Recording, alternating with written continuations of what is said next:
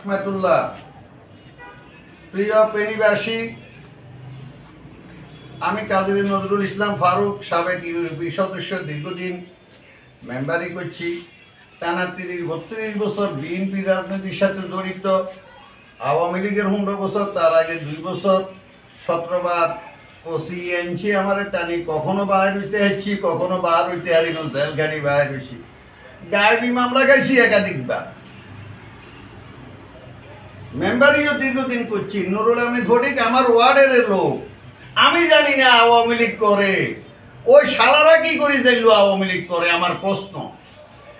আর সবচেয়ে গুরুত্বপূর্ণ প্রশ্ন হইল, আইনি প্রশ্ন হইল, দাগনভূঞার জামশেদ আলম ফেনীর সেই পশ্চিম প্রান্তের ব্যক্তি, আর নুরুল আমিন ফটিক সদাগর ফেনী জেলার সর্বপূর্ব প্রান্তের ব্যক্তিকে কি করে চিনলেন?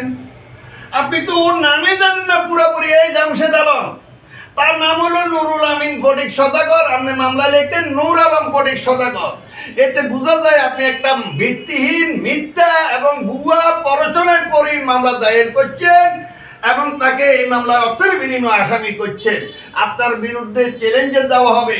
২ নম্বর কারণ, আপনার ঘটনার দিন, যেদিন ঘটনা হয়েছে অকারেন্স অফ প্লেসে নুরুল আমিন ফটিক সদাগরের দেখছেন নাকি তার কোনো সিসিটিভি ফুটেজে তার ছবি শনাক্ত করছেন?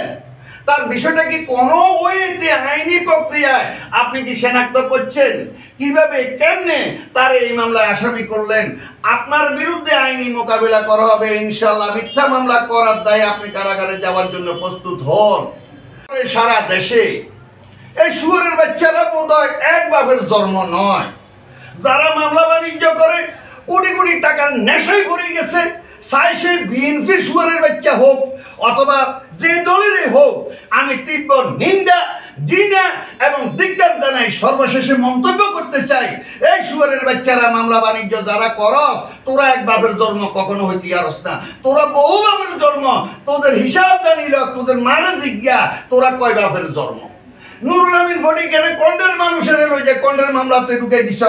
আবার এখন নতুনভাবে উড়ো খবরের মাধ্যমে শুনতেছি ওই ১৪ গ্রামের মামলায় নাকি ঢুকেবার প্রক্রিয়া চলছে।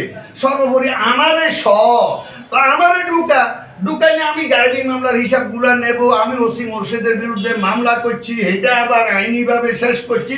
কত সরাই উতরাই পার করে আমি এই পর্যায়ে আছি। মামলা দে টাকার বিনিময়।